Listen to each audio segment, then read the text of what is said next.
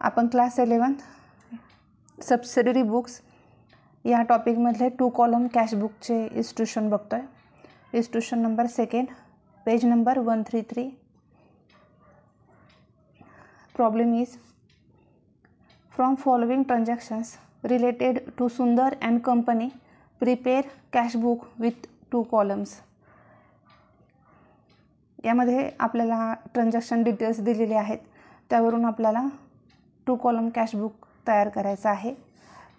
In the books of असणार आहे सुंदर अँड कंपनी. ठीक आहे, या पद्धतीनं आपण खाली सोल्युशन करत असताना फॉर्मॅट करणार आहोत.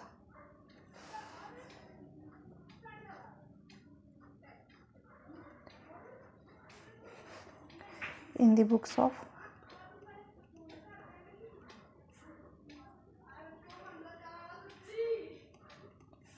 सुंदर अँड कंपनी.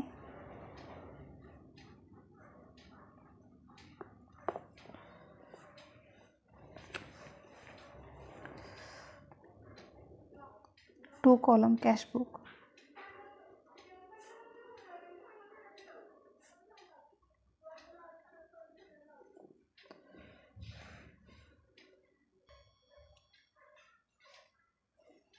ह्याची एक साईड असणार आहे डेबिट आणि दुसरी साईड असणार आहे क्रेडिट.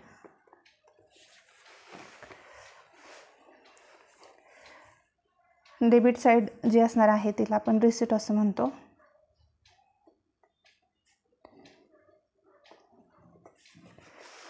आणि क्रेडिट साईड जी असणार आहे ती असणार आहे पेमेंट्स.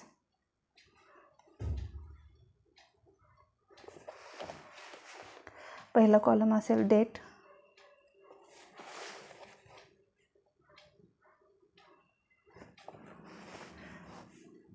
त्यानंतर डेबिट साईडचे नंतरचे जे कॉलम असणार आहेत 2. या ठिकाणी 2 कॉलम कॅश बुक आहे. पहिला कॉलम असेल आपला कॅश रुपीज, दुसरा कॉलम असेल बँक रुपीज. पेमेंट साईडला सुद्धा हे 2 कॉलम असणार आहेत, कॅश रुपीज, दुसरा असेल बँक रुपीज. अमाऊंटच्या शेजारी आपण एक कॉलम करतो, त्याला LF असं म्हणणार आहे.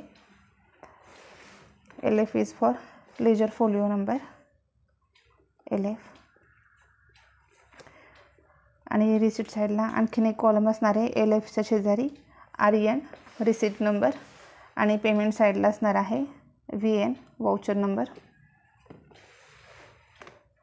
या पद्धतीनं आपण डेबिट आणि क्रेडिट अशा 2 बाजू तयार केलेल्या आहेत.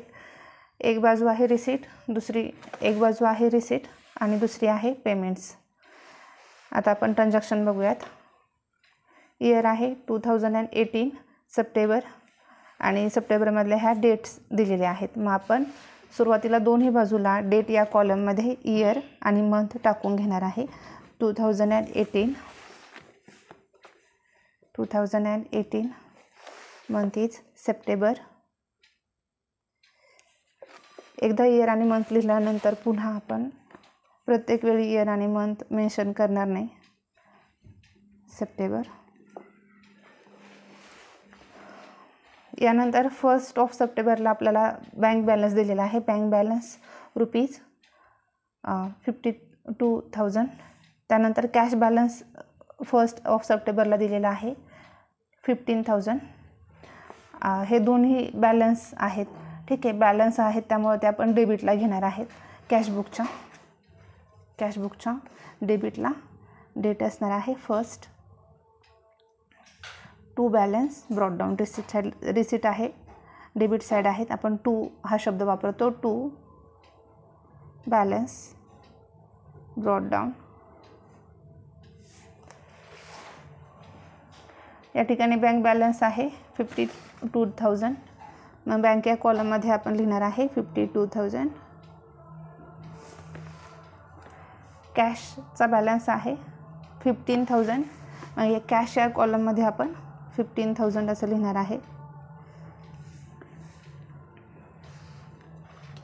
या ठिकाणी ओव्हरड्राफ्ट दिला असता तर तो आपण कॅशबुकच्या क्रेडिट साईडला घेतला असता, पण आपल्याला बॅलन्स असं मेन्शन केलेलं आहे, सो आपण तो डेबिट साईडला घेतलेला आहे. त्यानंतर डेट आहे 4th. Purchase goods and payment made by cheque. या ठिकाणी गुड परचेस केलेले आहेत. आपण या ठिकाणी जे कॅशबुक तयार केलेले आहे त्याच्याच बाजूला आपण या ठिकाणी वर्किंग नोट्स करूयात. वर्किंग नोट्स आवश्यकता असेल तरच करायचे आहेत एक्झामिनेशनमध्ये. Working notes. डेट आहे 4th. Purchased goods and payment made by check.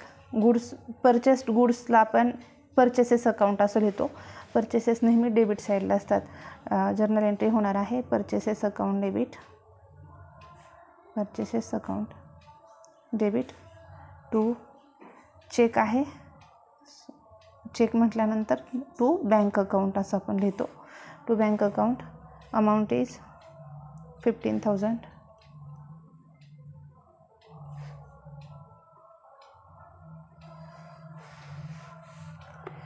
मग हेच जर्नल एंट्री आपण पोस्ट करणार आहे. वर्किंगमध्ये आहे त्यामुळे आपण जर्नल प्रॉपरचा या ठिकाणी स्पेसिमेन तयार केलेला नाही. Purchase account debit to bank account. ठीक आहे, या ठिकाणी बँक अकाउंट क्रेडिटला आहे त्यामुळे आपण जे कॅशबुक तयार केलेलं आहे त्याच्या आपण क्रेडिट साईडला लिहिणार आहे. क्रेडिट साईडला बँक अकाउंट आहे त्यामुळे बँक कॉलममध्ये आपण लिहिणार आहे. बँक कॉलममध्ये लिहिणार आहे आपण amount is 15,000. Purchases account debit to bank आहे त्यामुळे आपण पेमेंट साईडला to bank account. Purchases account debit to bank account आहे म्हणजे पेमेंट साईडला आपण लिहित असताना बाय असं लिहितो. Bye purchases account.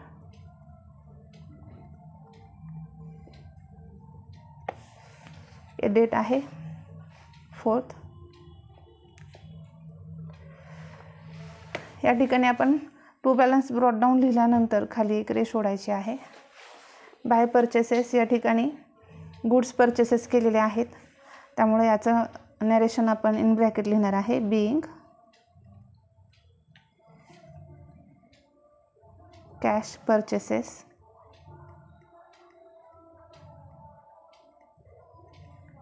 Bracket complete आणि त्यानंतर एक रे सोडणार आहे.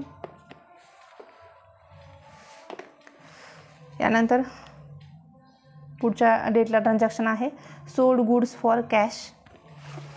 डेट आहे 8.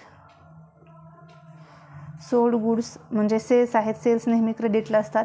To sales account. For cash म्हणलेलं आहे. कॅश अकाउंट डेबिट होणार या ठिकाणी. Cash account debit. अमाऊंट आहे 8,000.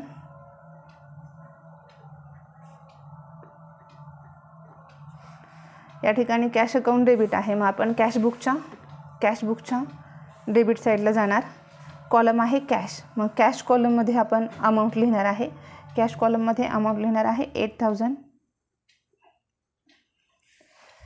आणि to cash account debit to sales account. To sales account. Date आहे 8. नरेशन लिहिणार being cash cells.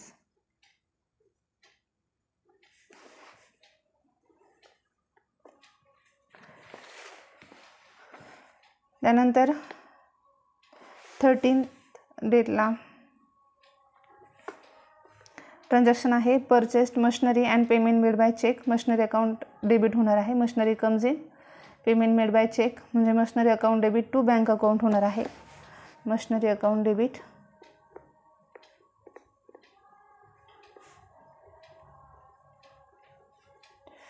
To bank account. Amount is 10,000.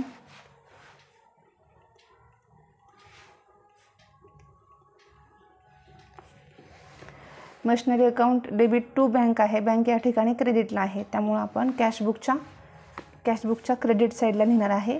Bank कॉलममध्ये अमाऊंट आहे 10,000.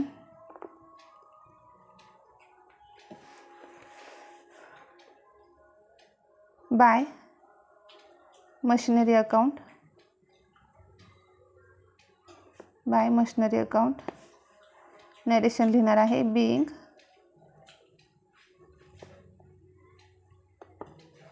Machinery purchased, being machinery purchased. Date आहे 13. Narration complete झाल्यानंतर या ठिकाणी एक रेष ओढायची आहे. त्यानंतर 16 ट्रान्झॅक्शन आहे. Sold goods and received cheque deposit same day. Amount is ₹12,000. Goods sold आहेत. ठीक आहे. त्यामुळे एंट्री होणार आहे. डेट आहे 16. गुड्स सोल्ड आहेत. सेल नेहमी क्रेडिटला असतात. सेल इन्कम आहेत, त्यामुळे इन्कम आपण सगळे क्रेडिट करतो. To sales account. Payment received by cheque आहे, म्हणजे पैसे जे आहेत ते बँकमध्ये आलेले आहेत, त्यामुळं bank account debit. To sales account अशी एंट्री आपण करणार आहे. Amount is 12,000.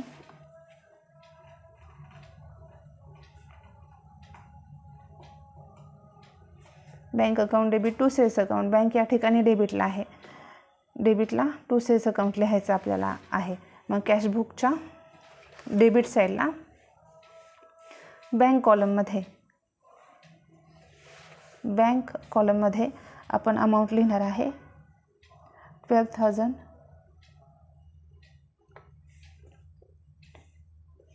To sales account. Date आहे 16. गुड सोल्ड केलेले आहेत. Being goods sold. Narration complete झाल्यानंतर रेष ओढायचे. Next transaction is 17. Purchase goods for cash from Mrinal.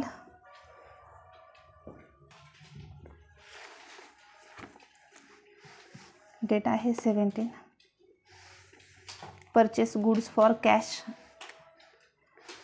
Goods purchase केलेले आहेत. परचेस अकाउंट एक्सपेन्स आहे. एक्सपेन्स आपण सगळे डेबिट करतो, त्यामुळं परचेस अकाउंट और purchases account debit to cash account.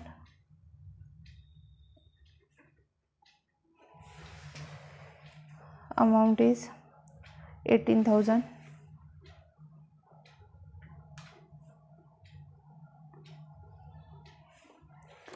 Purchases account debit to cash account आहे. कॅश अकाउंट या ठिकाणी क्रेडिट साईडला आहे, त्यामुळे आपण कॅशबुकच्या क्रेडिट साईडला कॅश कॉलममध्ये आपण लिहिणार आहे 18,000. Bye purchases account.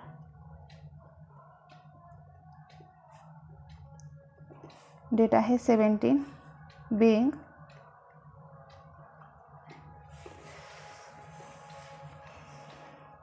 Goods purchased for cash. Being goods purchased for cash.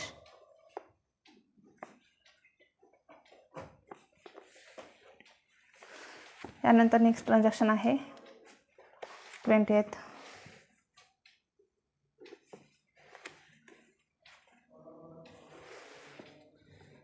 Purchase stationery and paid by cheque. Stationery purchase केलेली आहे. Payment made by cheque. Stationery account.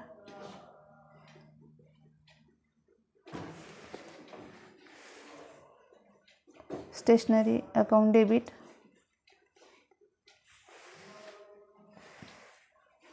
Payment made by cheque to bank account. Stationery account debit to bank account. Stationery account debit to bank account. Amount is 100.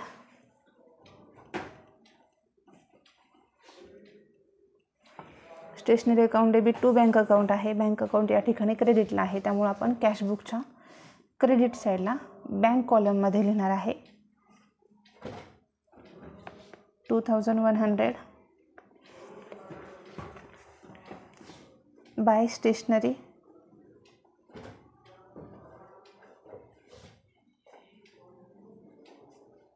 Stationery account. Date आहे 20 being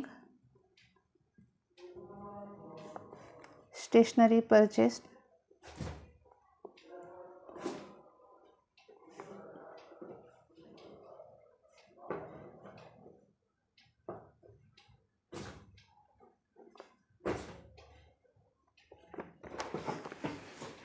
यानंतर date आहे 24.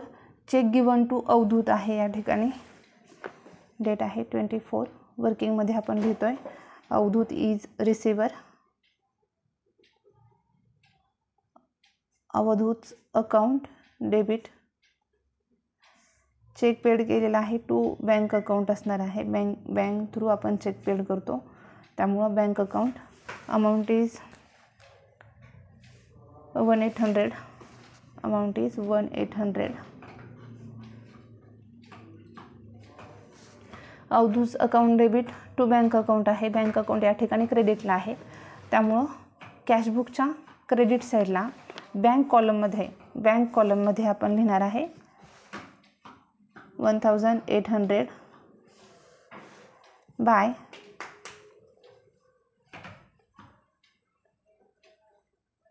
Avadhoot account. Date आहे 24 being check paid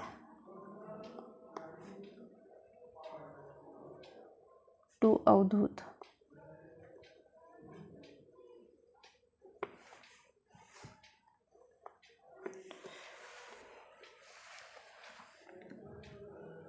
त्यानंतर 27th date आहे. Transaction is cash withdrawn from bank. बँकमधून cash withdraw केलेली आहे, म्हणजे कॅश कम्स इन. ठीक आहे, फ्रॉम बँक म्हणजे cash account debit to bank होणार आहे. Okay, cash account debit to bank account by ₹12,000.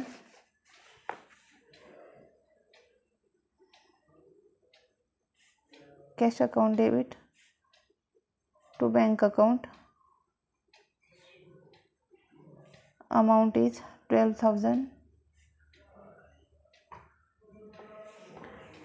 ही जनरल एंट्री होणार आहे. आता यामध्ये आपण कॅशबुक ओपन करत असताना दोन अकाउंट म्हणजे कॅश आणि दोन कॉलम, कॅश आणि बँक असे दोन्ही कॉलम तयार करतो. म्हणजे यामध्ये कॅश कॉलमला बँक आणि बँक कॉलममध्ये कॅश आपल्याला या ठिकाणी मेन्शन करावे लागणार आहे. ही जी एंट्री आहे हिला कॉन्ट्रा एंट्री असं म्हटलं जातं. ज्या जनरल एंट्रीमध्ये कॅश आणि बँक दोन्ही इन्व्हॉल्व असतात त्याला आपण कॉन्ट्रा एंट्री असं म्हणतो. ही कॉन्ट्रा एंट्री आहे. मग सुरुवातीपासून आपण कॅश अकाउंट डेबिट आहे, मग आपण कॅश अकाउंटच्या डेबिटला टू बँक अकाउंट असं लिहिणार आहे. ठीक आहे, कॅश अकाउंट डेबिट आहे. मग आपण कॅश कॉलमच्या डेबिट साईडला, ठीक आहे, कॅश कॉलमच्या डेबिट साईडला कॅशमध्ये आपण अमाऊंट लिहिणार आहे 12,000.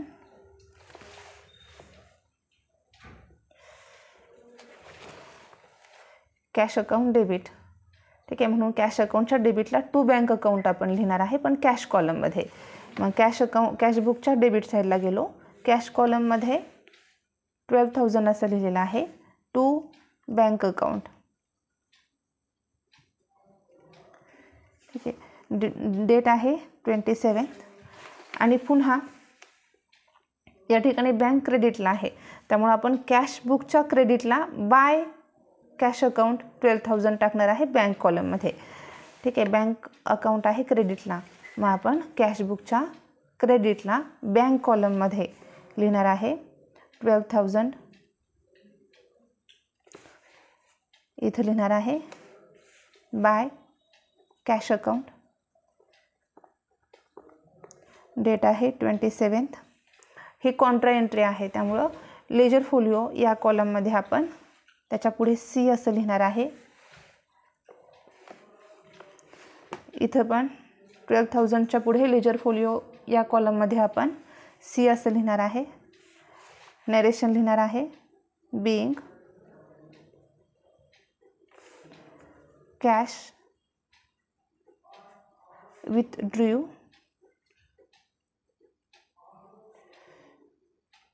from bank.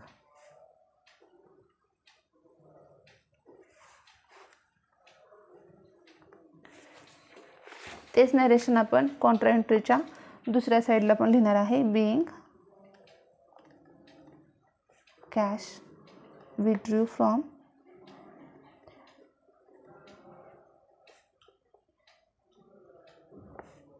बँक.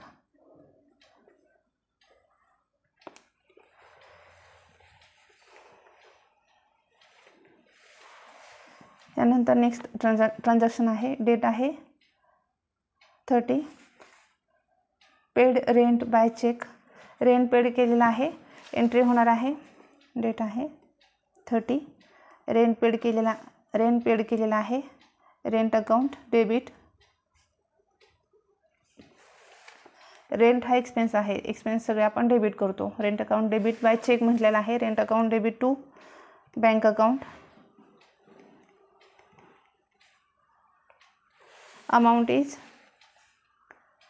500.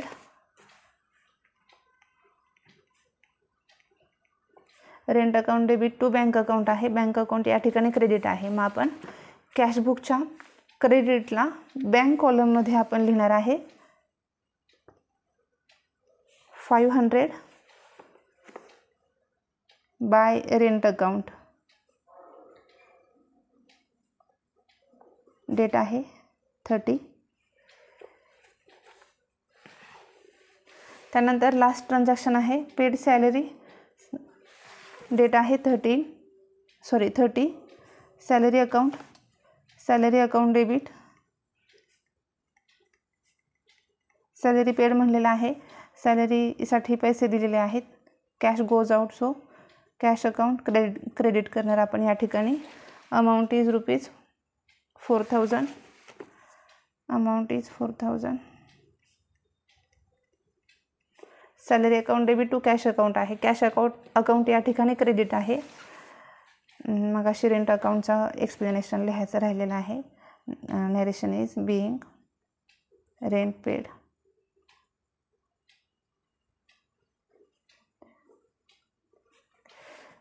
आणि आता जी जनरल एंट्री केलेली आहे ती आहे salary account debit to cash account. Cash account क्रेडिटला आहे. त्यामुळे आपण कॅशबुकच्या क्रेडिट साईडला आपण कॅश कॉलममध्ये आपण लिहिणार आहे अमाऊंट 4,000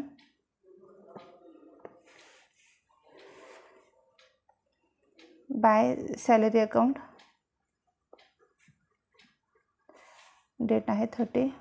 बीइंग सॅलरी पेड.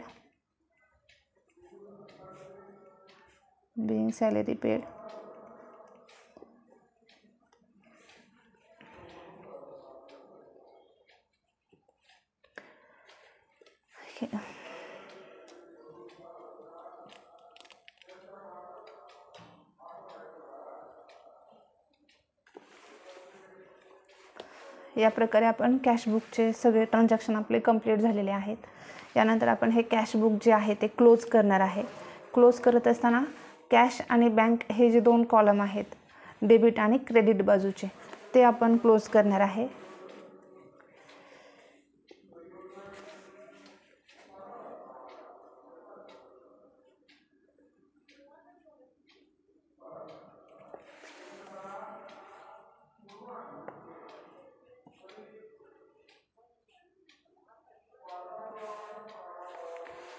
आपण सुरुवातीला कॅशची टोटल करणार आहे. त्यानंतर बँकची टोटल करणार आहे डेबिट साईडची.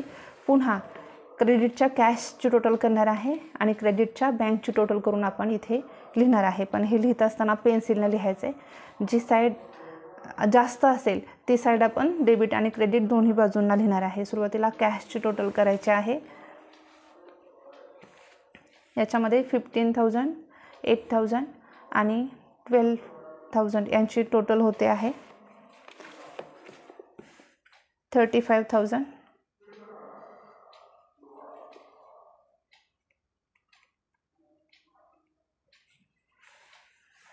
त्यानंतर बँक कॉलममध्ये 52,000 आणि 12,000 यांची टोटल होत आहे 64,000.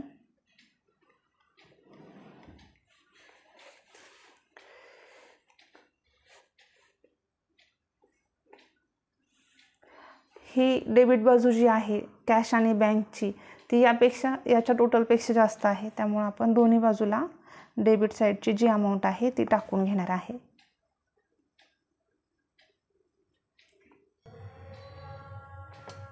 या ठिकाणी मी पेन्सिलने टोटल केलेले आहे. क्रेडिट बाजूची टोटल होते, कॅश कॉलमची टोटल होते 18,000 आणि 4,000ची टोटल होते 22,000 आणि बँक कॉलमची टोटल होते 41,400.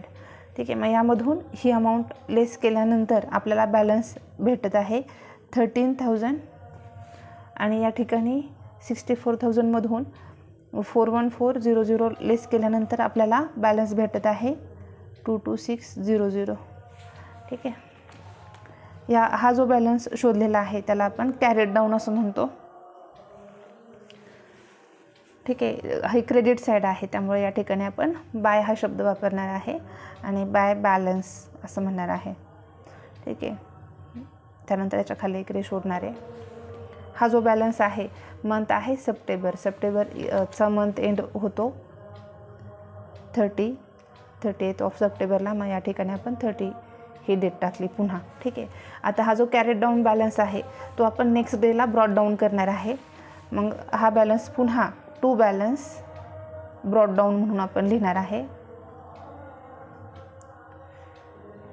To balance brought down 30th September नंतर डेट येत आहे after September there is October 1st of October. ठीक आहे.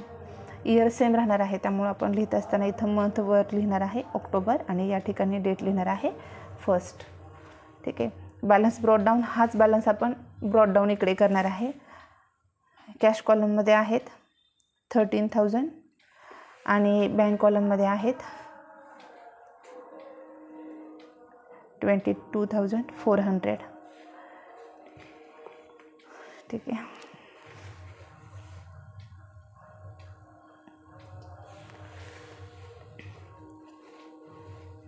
या ठिकाणी आपण सबसिडरी बुक्स या टॉपिकमधला 2 कॉलम कॅश बुकचा इन्स्टिट्यूशन नंबर 2 पाहिलं आहे. पेज नंबर आहे 133 in the books of Sundar and company 2 column cash book as under